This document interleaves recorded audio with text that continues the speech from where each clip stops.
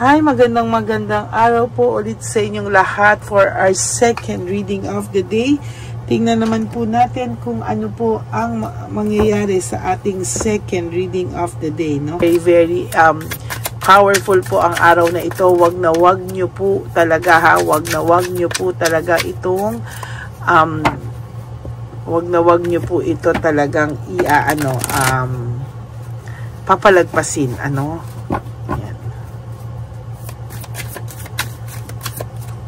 Tingnan po natin.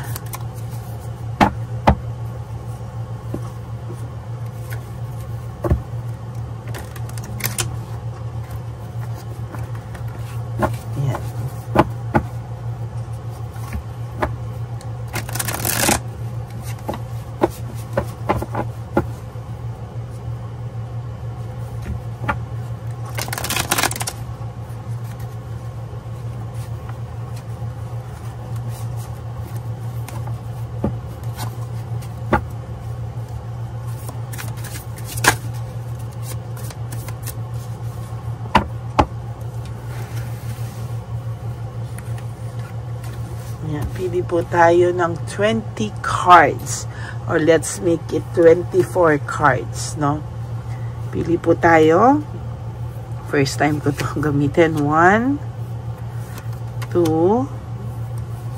3, 4, 5, 6, 7, 8, 9 and 10. So this is 10 cards already. Pili pa po tayo ng 14 cards, no? Okay. 1,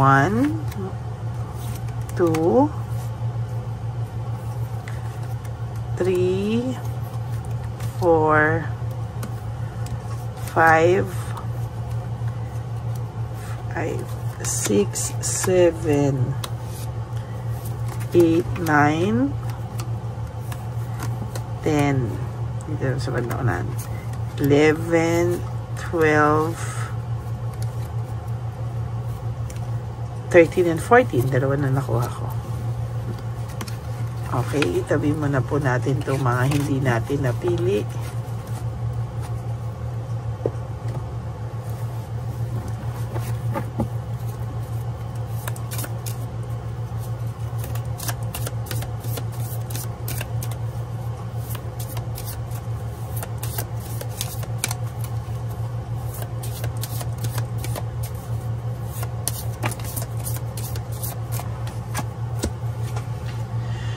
Wow, judgment in reverse, no? Ito po ay sa nakikita ko, disappointment, blame, doubts, no? Failure, no?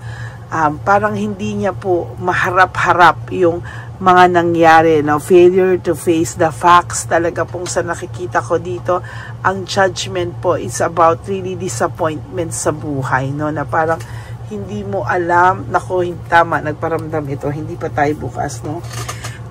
Hindi niya po alam kung ano po ang gagawin niya kasi sa ngayon po talaga ay wala po siyang nararamdaman kahit na ano when it comes to rewards, no? Wala po talagang hindi po siya nakakaramdam ng may rewards po talaga sa buhay niya. Talaga ngayon po medyo hirap po itong taong to.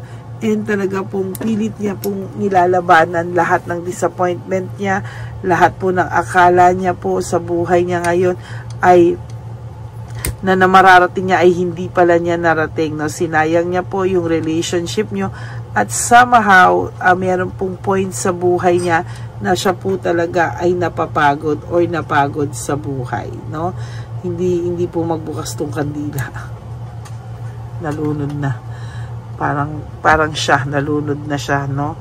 Sa nakikita ko din po ngayon, ang taong ito ay nakakaramdam po ng matinding disappointment at sa kanya po ay hirap po siya, no? Sa mga oras ngayon ay hindi niya po alam kung ano po ang kanyang gagawin sa buhay niya, no? There is this parang kapaguran sa buhay niya na hindi niya po maintindihan, ano? This is about new beginnings for you, no? So, kung nakikita mo po na itong taong ito ay nahihirapan po siyang i-let go ka, ikaw naman po ay magkakaroon ng new beginning sa buhay mo. No, hindi niya po kakayanin, pag sinasabi ko nga po sa inyo lagi, no, pag ikaw na yung nag-move on, hindi niya na po kakayanin. Why? No, why? Kasi ang pakiramdam po ng taong ito ay siya po ay ikaw ay sa kanya lamang, no, at kahit anong mangyari, hindi po siya makakalimutan or hindi mo siya makakalimutan.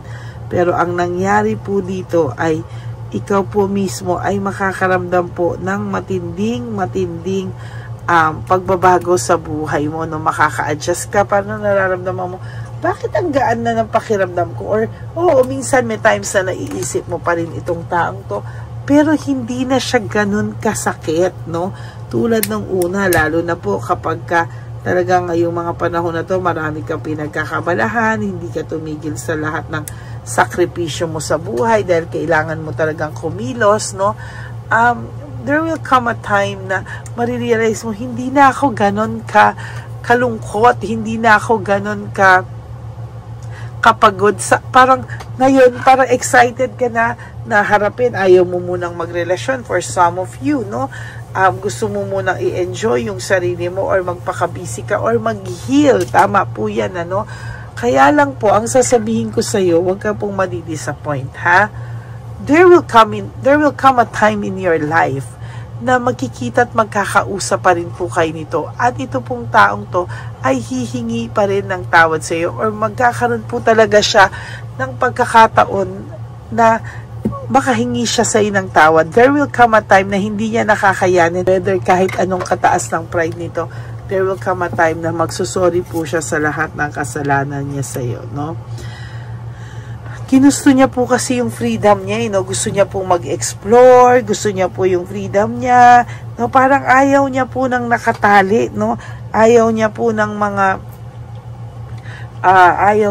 nakatali siya. Gusto niya mag-explore, gusto niya maging careless, at talagang yan po ay nangyari, no? Talagang iniwanan ka ng taong ito dahil ayaw niya po talagang naguguluhanan siya, no? Ngayon, there is this anxiety, trauma, para po niyang kinulong yung sarili niya sa sarili niyang kagagawan, ano? Siya po yung parang kinulong niya yung sarili niya sa mga bagay na dati naman ay hindi niya nararamdaman. There is hopelessness. Parang pakiramdam ng taong ito, wala na siyang pag-asa, no? Na maayos pa yung buhay niya sa ngayon. Tingnan niyo po ito, siya po ang nagsira niyan, ano?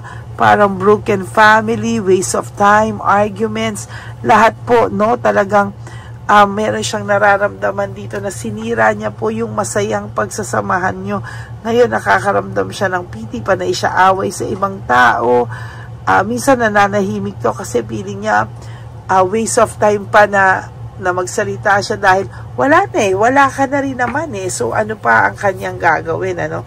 Mayabang lang po ito sa una, pero sinasabi ko po sa inyo na ito pong taong to ay makakaramdam din ng panghihinayang sa'yo, no? At ito pong taong ito talaga ay parang ang pakiramdam niya po ngayon, nung una na hiniwalay ang kanya ay, wow, independent na ako, no? Lahat ng gusto kong gawin ay pwede ko nang gawin, no? Pero ngayon po, parang nararamdaman niya, nako, parang hindi pa ako mapapatawad nito. Parang mahirap na sa kanya para mapatawad ako, no? Talagang there will come a time, darating po ang hustisya na para sa iyo, justice, no? Yung lahat po ng ginagawa mo, no, you have to believe in yourself, in your personal power, na there will come a time talaga na itong taong to ay hihingi ng matinding tawad sa iyo, no? Hindi niya na po kakayanin ang lahat, no? And talagang sinasabi ko po sa inyo na itong taong to ay makakaramdam po siya ng boredom, no? Talagang hindi niya po alam, disconnected siya sa tao, may boredom siya nararamdaman, no? Hindi niya po alam kung ano ang gagawin niya, no? ikaw po you have to focus on yourself habang siya disconnected siya, hindi niya alam ang mga gagawin niya sa buhay. Ikaw po ay kailangan mong lumaban, at hindi mo po talaga kailangan na madala sa mga negativity. Like siya naman po, ang dami niya pong problema ngayon, parang gusto niya nang sumuko sa buhay, parang nagiging aburido to, impatient to, and parang wala siyang rewards na natatanggap sa ngayon. Parang lahat po ay kamalasan at paghihirap, ang kanyang nararamdaman, panay chaos, panay problema na ang dumarating po sa kanya, ayan, para siyang may danger, para siyang lahat ng pakiramdam niya ay mapapahamak siya sa lahat at wala ng taong tutulong sa kanya. Pakiramdam niya po ay ang dami niyang setback sa buhay, para siyang nakakaramdam ngayon ng poverty, para siyang nasa bad faith in life, parang wala po siyang rewards na natatanggap ngayon. Nag-iintay siya ng mga rewards pero wala pong dumarating kahit ano po ang kanyang gawin, ayan, tamad na tamad po siyang kumilos, exhausted po siya, restlessness, parang wala po siyang, kahit na ito po ay magtrabaho 24/7, hindi ka po nawawala sa isipan nito, as a matter of fact, ang gusto niya lang po ay matulog, nang matulog talaga, at talagang sa nakikita niya po ay kayo pong dalawa ngayon ay naka-block. Maybe you block this person o nag-block sa iyo to o nag-blockan kayong dalawa. Ang feeling niya po is distracted po siya sa mga bagay-bagay, sinabi niya po marami siyang sinayang na panahon sa inyo, napaka-irresponsible niya, napaka-greedy niya, kaya ngayon ayan ang nangyari, masyado siyang naging idealistic pero in reality ay unrealistic po ang nangyari sa kanya, talagang yan ang nakikita kong Knights of Wands. It's about energy, talagang kitang-kita natin yung kanyang energy, talagang nung unang gawin niya to, parang gusto niya ng adventure, parang gusto niya ng bagong kilig, passion, meron siyang courage, lokohin ka, pero ngayon wala siyang courage na humingi ng tawad, pero sabi ko nga sa iyo, there will come a time, huwag kang mag-alala, there will come a time in your life, a point in your life, hihingi po ito ng tawad sa iyo, naging dishonest kasi siya, talaga binitray ka niya ng bonggang-bongga, binitray ka po nito, ang dami niyang strategy and tactics sa iyo, bumaba ang self-esteem mo dahil sa lahat ng pangloloko sa iyo ng taong ito, hindi niya po kaya ngayon puno po siya ng frustration, dahil kayo ay naghiwalay, at talagang hindi niya na lagpasan yung test o temptation na binigay sa kanya, parang lagi siyang natutokso, talagang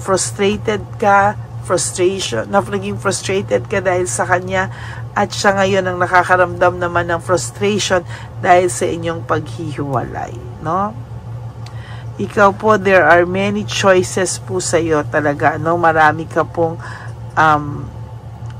talagang pangarap para sa inyong dalawa, pero ang ginawa niya po ay sinira niya po ito, yung mga promises niya ay naging unfulfilled sa iyo, hindi po talaga niya ikaw binigyan ng konsiderasyon, hindi niya po inisip yung consequences na darating po dito sa kanya, kaya marami po ngayon darating sa kanya na problems, insecurity, nagkakaroon na po siya ng insecurity, at saka po talagang failure, when it comes to a lot of things, Ito pong taong to ay nakakaramdam ng matinding failure sa ngayon sa kanya, gusto niya pong mag-move forward, maayos sa mga problema, makapagpahinga, maka-exit, gusto niya rin pong maglakbay, at mag-isip-isip, talagang gusto niyang mag-rest, mag-isip muna, at talagang hindi niya alam kung ano po ang kanyang gagawin sa mga susunod na araw sa buhay niya, na-manipulate ka po niya kasi talaga, talagang sa kanya mga untruthfulness, no, ikaw po ay na-manipulate ng taong ito. And so far sa kasamaang palad, no, nasaktan ka po talaga ng taong ito at talagang hindi mo po akalain na magagawa niya yan sa'yo, no. Sa ngayon po talaga ay siya po ay nababurn out, overstress, no. Meron din po tong talagang pagka yung energy niya, no, talagang panay-inggit ngayon sa kung ano man ang nakikita niya pag masaya ka, no. Burnout and overstress po siya sa buhay niya. At talagang ngayon po ay talagang nararamdaman ko yung pagiging irresponsible niya sa sarili niya, no. Habang ikaw po ay may control ka na ulit sa buhay mo, security, control, no. Talagang may control ka na po, no, and marami ka pong material gain ngayon, financially magiging stable ka at may protection ka po talaga sa ngayon, no.